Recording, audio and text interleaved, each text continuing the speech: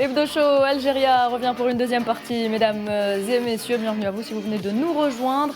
On passe tout de suite à l'œil d'Alger.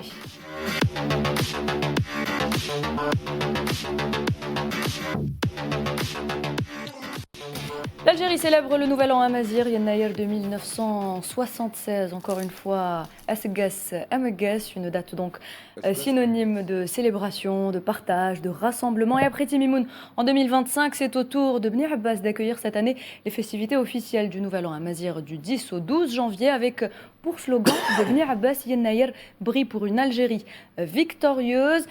Et nous avons le plaisir de recevoir ce soir Madame Louisa Galez, anthropologue au CNRPH. Bonsoir. Bonsoir, Asgas Amegas, merci d'être avec nous ce soir pour parler justement de cette fête que l'on célèbre à travers tout le territoire national. Alors la célébration du Nouvel An amazigh est une tradition puisque Yennayer est, comme je viens de le dire, célébré sur l'ensemble du territoire. Pour ceux qui auraient un doute, toute l'Algérie célèbre donc Yennayer dans la diversité de ses expressions. Faisal, est-ce que vous avez des informations justement sur la célébration de cette fête à travers le territoire? Oui, c'est une fête nationale.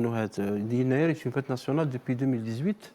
Elle est inscrite donc au calendrier national. Donc à l'époque, au commissariat La Mazérité, qui est donc une institution qui dépend de la présidence de la République, a beaucoup travaillé, a beaucoup fait, avec à leur tête Selach Assad, pour que cette fête d'Yennayer, Madame Louisa Galez va peut-être le confirmer, qui était une fête qui était célébrée dans l'intimité familiale.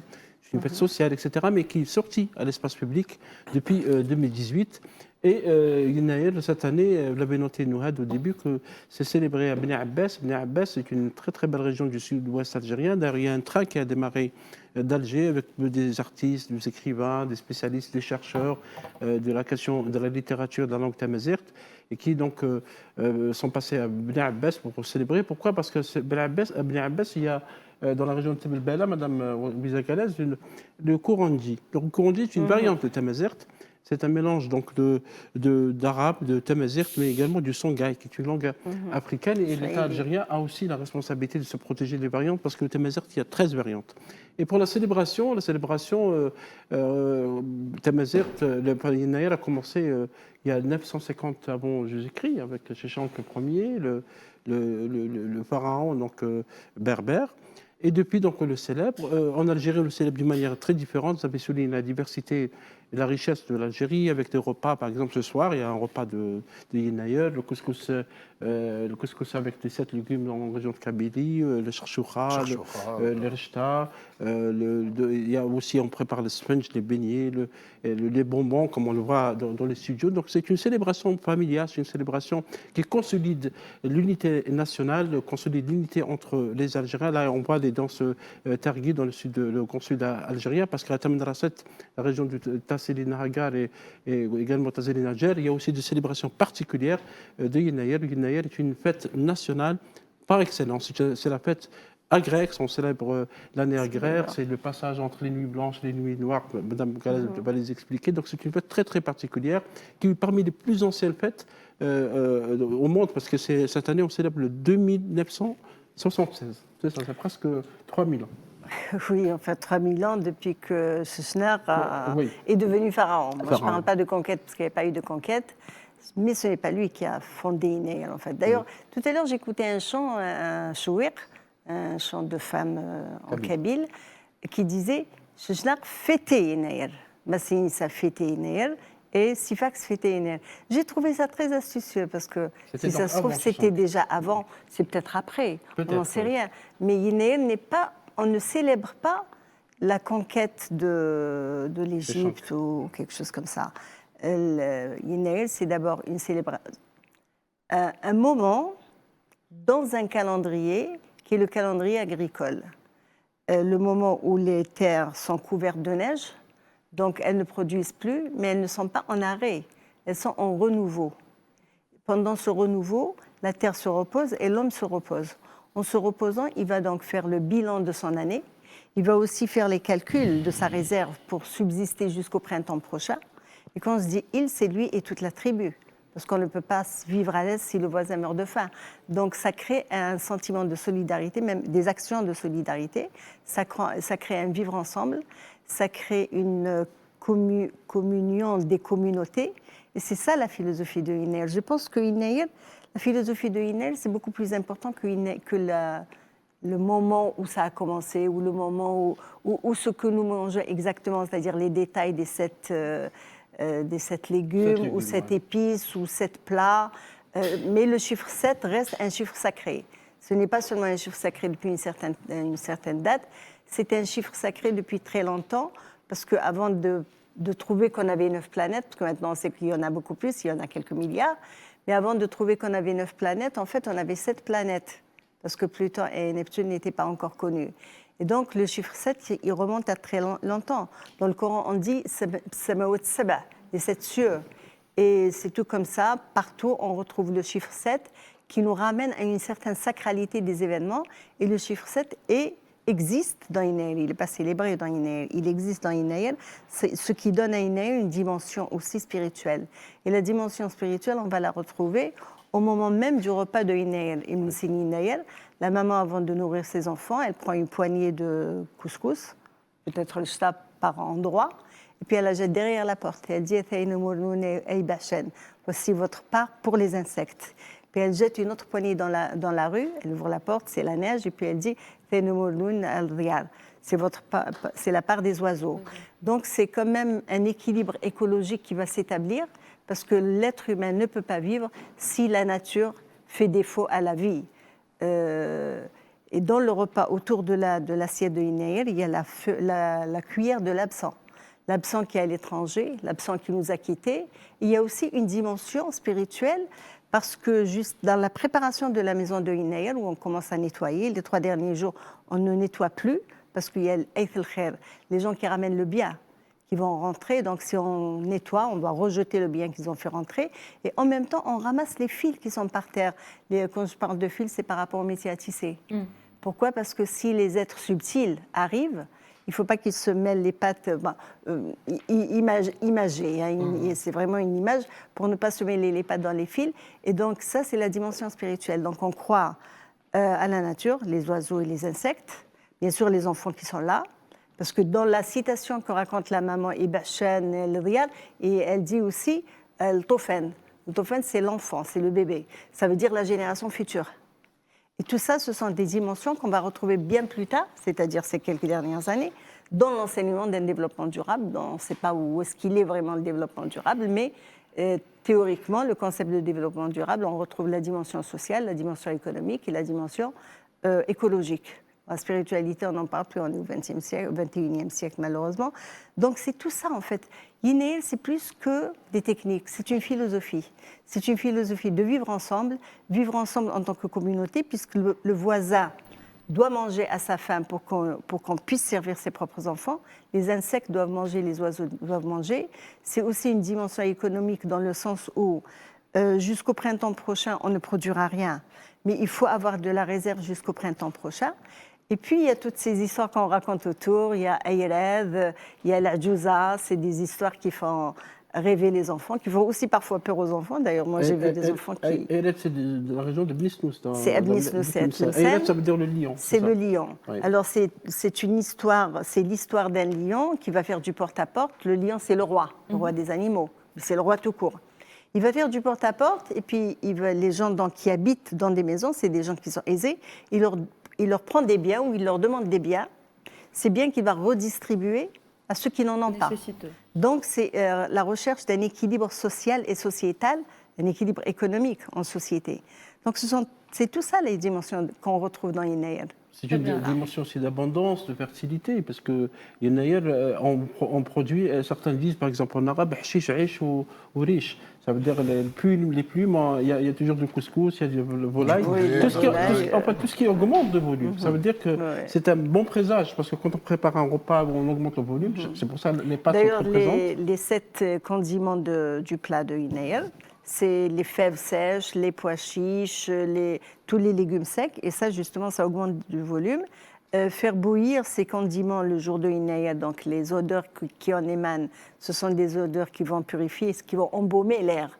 donc pour purifier, c'est effectivement le besoin de voir les richesses augmenter. Mais c'est d'abord le fait de partager les richesses et de créer une équité et un équilibre social. C'est tout de même beau tout ce que vient de raconter Madame Gallès. On voit qu'il y a une véritable symbolique autour de cette fête qui est une symbolique, comment c'est raconté d'abord, c'est très joli. Merci à vous. Non, c'est surtout aussi cette symbiose, cette fusion, parce que c'est un momentum quand même qui est assez formidable. C'est l'unité, c'est la cohésion, c'est le vivre ensemble, c'est le partage, c'est l'altruisme, c'est la diversité, c'est la richesse finalement de l'Algérie, quelque part. Mais moi, j'aimerais... anciens. Pardon ? Et de nos anciens. Tout à fait, c'est un legs, c'est un héritage, c'est aussi l'identité. L'identité nationale de l'Algérie. Culturelle. Donc culturelle, et moi je reviens un peu encore une fois sur cette Algérie d'aujourd'hui, contemporaine, versus les aspects historiques. Moi je rappelle juste une chose, j'ai parlé de moment de cohésion, d'unité nationale, c'est aussi un moment c'est un marqueur, puisque c'est un jour chômé payé, Faisal, corrige-moi si je me trompe. Le 12 janvier, oui. Tout à fait. Depuis 2018. Exactement. Et c'est aussi... Mais avant aussi, dans le sens où il y avait la neige, donc on ne pouvait pas travailler. Oui, tout à fait. Et c'est un marqueur de reconnaissance, j'ai envie de vous dire, institutionnel. Institutionnel pour la bonne et simple raison que, pour mettre en exergue la dimension amazigh, notamment de l'identité nationale. Mais plus que ça, j'ai envie de vous dire. Le président de la République, Abdelmadjid Tebboune, novembre 2020. Moi, je retiens 3 dates. 2002, 2006 et 2020. 2002-2006, c'est la langue nationale officielle. Et puis 2020, la langue nationale officielle de l'amazigh comme constante nationale. Vous savez ce que ça veut dire? C'est-à-dire que l'aspect irréversible est protégé de cette langue. C'est l'attachement. C'est l'article immuable de la Constitution. Exactement. C'est l'attachement du président de la République à faire justement de cette Algérie diverse et riche culturellement, une seule Algérie, une indivisible, encore une fois bâtie sur 3 piliers, son islamité, son amazirité et son arabité. C'est ce qui fait cet équilibre stratégique et surtout aussi ces ambitions, notamment de cette Algérie, encore une fois, une et indivisible, dont la cohésion la plus totale. C'est en 2020 que le président Abdelmadjid Tebboune a instauré le prix, d'ailleurs il porte son nom, le prix du président de la République de la littérature de la langue amazigh, qui est organisé chaque année par le Haut Commissariat à l'amazirité. Il sera distribué demain, il me semble, à Bnei Abbas, et ça a permis de découvrir beaucoup de talents qui écrivent en amazigh avec tous ces variantes. Oui, ça fait, maintenant, ils ont carrément une bibliothèque bien fournie, bien achalandée sur de la littérature amazigh, écrite en amazigh. Et il est dit, Madame Gallès, ça serait une question, parce que le Yennaïr, qui est la célébration de la terre, de la fertilité, de l'abondance, des bons présages, etc., et vous avez dit que c'était un moment important entre 2 périodes de l'année, les quarantaines. Oui, les équinoxes, oui. Entre ce qu'on appelle les nuits blanches et les nuits noires. Oui, alors ça c'est le calendrier. Ça par contre c'est très important dans Yennaïr, parce que Yennaïr, comme je disais tout à l'heure, aujourd'hui c'est une célébration, d'ailleurs vous l'avez souligné, aujourd'hui c'est une célébration en grande pompe. Autrefois, c'était une célébration en intimité, en famille. Pourquoi? Parce qu'il fait très froid. Et puis, en fait, ce n'est pas plus tard va venir la fête qui se célèbre à l'extérieur. Ouais. Ça, c'est Tibola Ougas, c'est les portes de l'année, parce que ça augure une nouvelle année. Mais il y a aussi Emegen Tfsuit, la rencontre du printemps. Et le printemps se fait dans les champs. Parce que par la rencontre du printemps, c'est la nature qui va reprendre vie, c'est la renaissance. D'ailleurs, il y a beaucoup de civilisations où l'année commence au printemps, elle ne commence pas en hiver. Et si on fait le calcul, décembre, c'est le 10e mois, ce n'est pas le 12e. Donc, c'est toute une réflexion qu'on peut mener là-dessus, mais c'est un autre sujet. Pourquoi c'est en intimité? C'est d'abord parce que ce n'est pas vraiment une fête, c'est un moment où l'homme reprend sa vie en main pour se poser la question de son avenir.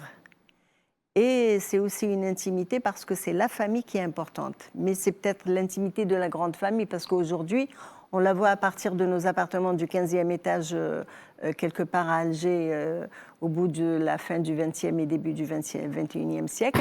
Mais autrefois, la famille, c'était quand même quelques centaines de personnes aussi. Hein. C'est toute la grande famille. C'est l'arche, voilà. Donc, c'est relatif aussi. Et l'arche, on n'allait pas plus loin. On ne savait pas que plus loin, à quelques 2000 ou 3000 kilomètres, il y avait encore des humains. La vie s'arrêtait à l'arche. Et ce qui lie entre un arche et un autre, c'est plus la guerre que la paix. Donc, c'est quand même la fête de la communauté et non pas la fête de la petite famille. La présence du couscous, elle est importante, Madame Galès. Pourquoi? Parce que c'est la civilisation du blé. Et il se trouve que les Amazirs, en Afrique du Nord, ont été parmi les premiers à, ce que vous voulez, à inventer la cuisine par vapeur. Et souvent, certains historiens divisent les civilisations en 4. La civilisation du blé qui est la nôtre, Afrique du Nord. Maintenant, il l'a ajouté à l'Europe, alors qu'elle n'a jamais été européenne. La civilisation du riz pour les Asiatiques, le maïs pour l'Amérique du Sud et les Amériques, et le sorgho pour l'Afrique. Donc le couscous... Nous sommes aussi l'Afrique. Oui, nous sommes, absolument, nous sommes une partie intégrante de l'Afrique. Donc la présence du couscous comme plat, la soirée comme ce soir, n'est pas le fruit du hasard. Oui, mais par contre, la vapeur, nous ne sommes pas les derniers. Parmi les premiers. Mais nous ne sommes pas non plus les premiers, nous sommes parmi les premiers. Seulement, ce qui a changé, c'est quoi? C'est que la cuisine cuite à la vapeur existait, mais c'était des pâtes cuites à la vapeur. C'est les Chinois, notamment. Ce qui a changé, c'est prendre le blé, d'abord le moudre pour faire une pâte, une farine, et reconstituer cette farine, non pas pour faire une pâte, parce que ça c'est facile, rajouter de l'eau et c'est tout, mais le génie, c'est que les femmes ont pu rouler cette graine pour devenir une graine presque aussi petite que la semoule, mais qui ne colle pas. Et c'est le fait de rouler le couscous, c'est le ftil qui est le génie de la création de la femme dans la région. Et le couscous, oui, le couscous, il a toujours existé. Moi, je ne peux même pas dire en quelle date il a existé.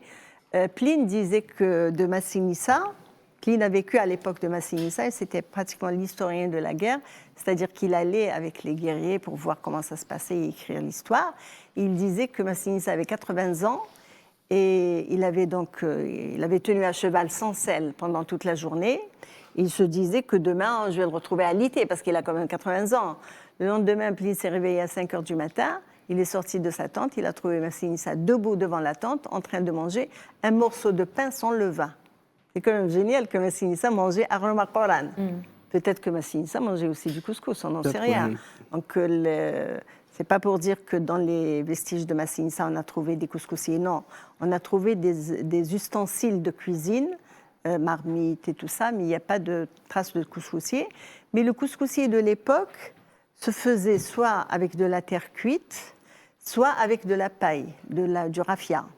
Et ça, c'est difficilement conservable dans un temps archéologique. C'est conservable à un temps normal qui est le nôtre, mais dans un temps archéologique, c'est plutôt biodégradable et c'est pour ça que c'est difficile à retrouver. Mais c'est un plat très, très ancien, c'est un plat de la région, c'est un plat qui marque tous nos événements et c'est surtout un plat qu'on retrouve identiquement, aussi bien chez les riches richissimes que chez les pauvres pauvrissimes. Et il nourrit l'un et l'autre avec fierté. Plat populaire. Certains chercheurs remontent. Populaire et luxueux. Alors, attendez, Faisal, avant de vous redonner la parole, je rappelle que le président de la République a tweeté Amegas à tous les Algériens. Donc, il souhaite une très bonne année Amazir à tous les Algériens, où qu'ils soient sur le territoire national ou même ailleurs. Madame Galès, j'ai une question à vous poser. La célébration de Yennayer est aujourd'hui une tradition solidement ancrée. Elle reflète l'attachement des Algériens à leur patrimoine culturel, un patrimoine que vous avez évoqué bien évidemment, ainsi qu'à leur identité nationale, n'est-ce pas? Oui, mais Yennayer a toujours été ancré. C'est juste qu'on ne le savait pas parce qu'on le faisait en intimité. Mais vous allez partout, à n'importe quel... Je suis un peu plus vieille que vous, donc j'ai connu les marchés algériens avant votre naissance. Il y avait déjà Thérèse dans plusieurs marchés. Les bonbons. Et aujourd'hui, c'est des bonbons et tout. Ça remplace un petit peu ce qu'on mettait tout à l'heure. On parlait des fruits secs qui étaient les 7 condiments. Et c'est ce qu'on retrouve aujourd'hui que cacahuètes, amandes, chocolat et tout. Si vous comptez, vous allez en trouver ça. Ça leur met à manger des cacahuètes, notamment. Ben voilà, donc il était dans les cases. Ça, tout. Donc c'est une fête qui a toujours consolidé les Algériens autour d'une unité qui est l'unité de chez soi, l'unité nationale. Je voulais noter, si vous permettez, Nouhed, que la fête de Yennayer, Mme Galès l'expliquait, au moment de la colonisation française, on a tout fait pour faire disparaître cette fête. Tout a été fait. C'est pour ça qu'elle est restée dans l'espace intime jusqu'à 2018. Célébrée, on savait, on était petits, on célébrait Yennayer. Moi, je me souviens que j'allais avec ma grand-mère au marché pour acheter Thérèse, justement. Absolument. Puis on l'appelait, il avait d'autres noms, Bonna, Yennayer et tout, c'est le même nom. Mais moi, quand je suis allée à Oran pour enseigner, c'était quand même il y a très longtemps, on me disait, donc arrive, moi je ne connaissais pas le terme en fait. Je savais que il y avait un jour dans l'année, mon père revenait avec des bonbons et tout ça, et on se partageait ça, mais sans plus. Puis je trouve une fête vraiment fêtée en grande pompe à Oran, et on me dit, comment tu connais pas la fête? Nous on l'appelle la Rasa'am Zouawa. Donc c'est Zouawa, pas dans le sens de Kabyle au sens restreint, mais vraiment c'est... Non, c'est le Tamzra. C'est la région de Tamzra. Et Tamzra, c'est toute l'Afrique du Nord. C'est immense, c'est vrai que c'est célébré d'une région à une autre. Et vous parlez tout à l'heure du couscous. Certains chercheurs, Madame Galès, c'est un débat, parce que le couscous a été classé au nom des pays du Maghreb comme patrimoine universel de l'humanité.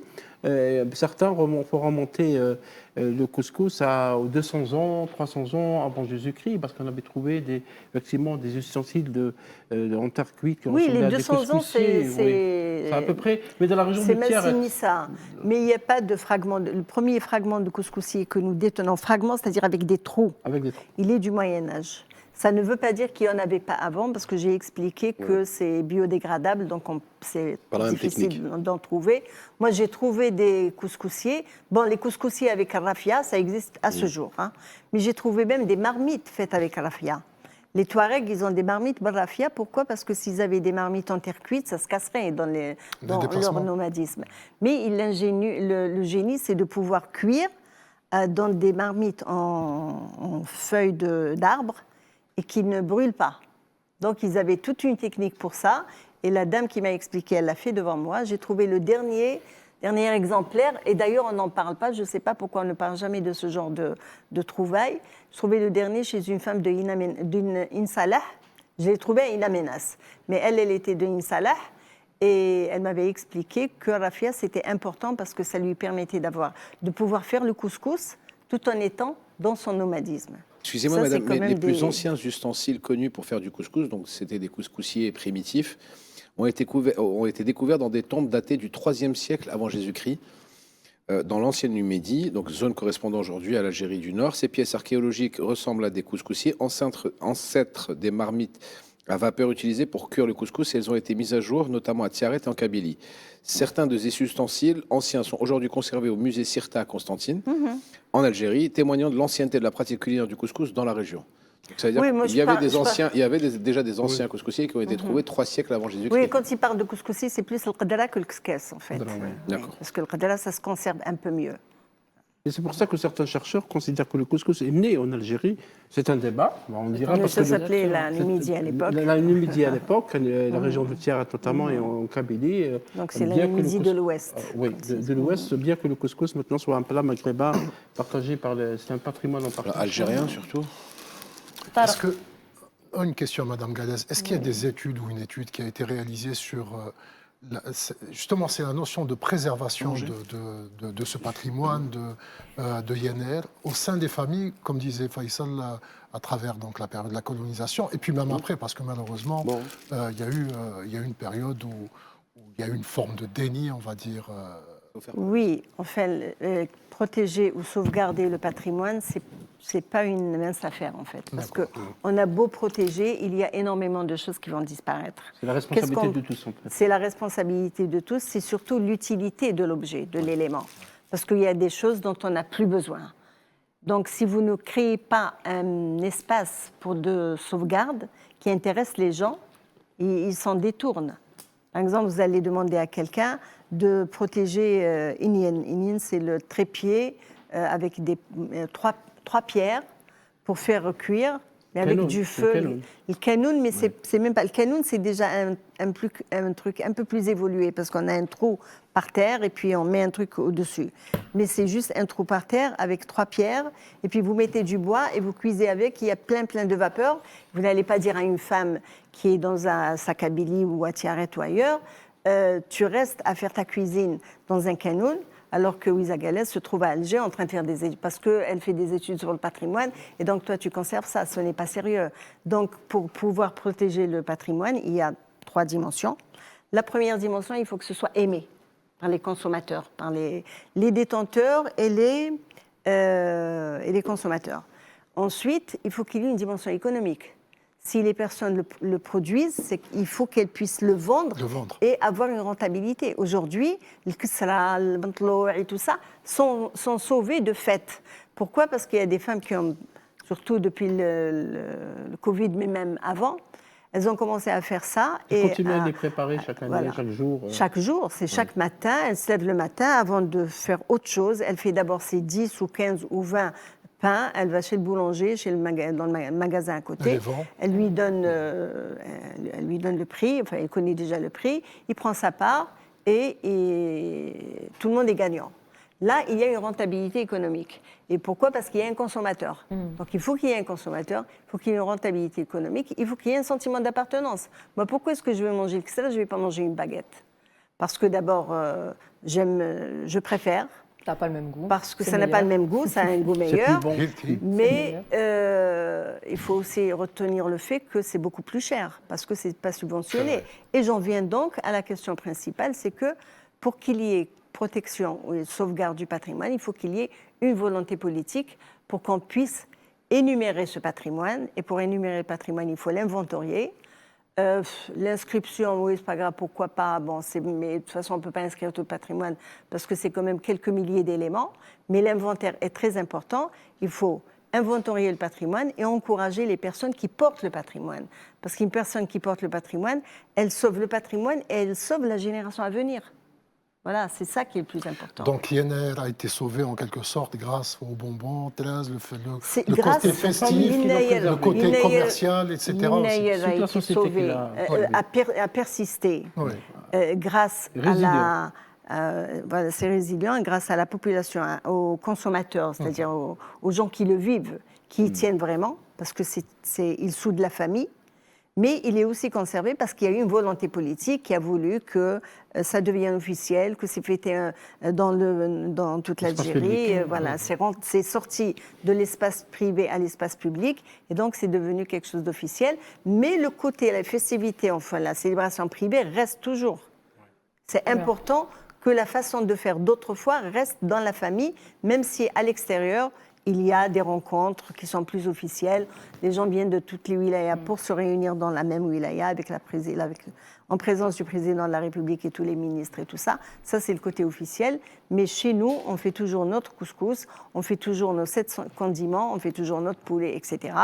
Et c'est ça l'esprit de Yener. Madame Gallache, justement, vous parlez de volonté politique. À travers la célébration de Yener, l'État algérien, avec à sa tête le président de la République, œuvre justement pour la construction d'une conscience nationale qui est fondée sur l'acceptation de l'autre, la reconnaissance des différences et le rejet des divisions artificielles, Badis. Tout à fait, ce que j'expliquais tout à l'heure, c'est cet aspect d'unité nationale, de valeurs qui nous rassemblent, y compris culturel. Je parlais de patrimoine vivant. D'ailleurs, j'aurais une question à vous poser, madame. Ce sera la dernière certainement, mais oui, c'est en fait aujourd'hui la mazirité, le Yener, en l'occurrence, est le socle de l'identité nationale et non pas une périphérie. Il faut le rappeler. Oui. Surtout dans ces moments de, je dirais parfois de tentatives de division. Je pense qu'aujourd'hui ça a été alors qu'on cherche à créer des fractures identitaires. Absolument. Et je pense que, d'ailleurs, Yener, qu'on soit d'ailleurs amazir ou pas, on le fait. Mais on est tous amazir, qu'on soit kabyle ou pas. On est tous amazir. Je veux dire, dans l'Algérie actuelle, des personnes qui sont à Oran, parfois, ils ne savent pas forcément les aspects historiques, mais ils le font quand même par solidarité, parce qu'aussi c'est festif, parce que ça égaye, ça apporte de la joie, de la gaieté. C'est une fête algérienne. Voilà, parce que ça fait partie de leur tradition. Absolument. Moi j'aimerais justement une question pour la corréler avec l'Algérie ou les temps modernes aujourd'hui que nous vivons. Comment, puisque c'est un patrimoine vivant, comment préserver son authenticité face à la modernité, justement? Il faut le moderniser. Le patrimoine n'est pas figé. Patrimoine culturel immatériel n'est pas figé. D'ailleurs, le matériel aussi n'est pas figé, mais il n'est pas figé autrement. C'est-à-dire qu'on travaille dessus tout en le gardant tel quel. Patrimoine immatériel, lui, n'est pas figé dans le sens où il évolue avec le temps. Rien ne dit que ça fait 200 ans, on fait des Yener comme on le fait aujourd'hui. Preuve en est, tous les condiments qui étaient nécessaires, aujourd'hui, ils sont remplacés par les gâteaux au chocolat et tout ça. Mais ce n'est pas quelque chose de mauvais en soi, quoi. Donc, s'ouvrir à la modernité, avoir un impact sur la modernité et ne pas la diaboliser. Parce que quand vous diabolisez la modernité, la mondialisation, la globalisation, l'urbanisation et tout ça, elle vous bouffe. Elle vous bouffe même de l'intérieur. Donc il vaut mieux s'ouvrir et avoir un impact, donc la comprendre et savoir comment on peut impacter cette modernité pour mettre sa basma, son empreinte dessus, pour s'imposer dans cette modernité, mais en jouant le jeu, c'est-à-dire en étant soi-même moderne. On ne s'impose pas comme traditionnel, on impose ses traditions comme quelqu'un de moderne. Et ça se travaille. Ça, c'est comme tout le reste. La sauvegarde, c'est d'abord un travail d'étude, un travail de chercheur, une volonté politique, des moyens techniques et matériels et humains. C'est un tout. Il faut créer des groupes de recherche qui réfléchissent autour de ça, pluridisciplinaires évidemment, pas seulement philosophes ou historiens ou anthropologues, encore moins philosophes tout seul, historiens tout seul, anthropologues tout seul. Donc c'est tout ça. Tout à l'heure, vous avez parlé du Coran-Ji. C'est une langue qui est à peine parlée par 500 personnes. Oui, c'est le groupe le plus petit des langues qui existent en Algérie. Et le travail que nous faisons est extraordinaire parce que nous faisons même des regroupements dans cette région-là pour travailler sur les minorités linguiques. Et ça, c'est quelque chose d'extraordinaire. Il y a aussi le Zénet dans la région Timimoun aussi. Le Zénet, il est un peu partout dans le sud. Le Coran-Ji uniquement là-bas. Parce que Timimoun, Ouargla, c'est tout ça le Zénet. Mais le Coran-Ji uniquement dans la région de Béchar, et travailler sur les minorités, de donner les moyens de travailler sur les minorités, ça c'est une volonté politique qui est louable. Très bien, merci Madame Ouzagalès. Merci d'avoir été avec nous ce soir encore une fois. On espère vous avoir avec nous une prochaine fois. Voilà mesdames et messieurs ce qu'on pouvait dire sur Yen Naïr ce soir. On revient tout de suite.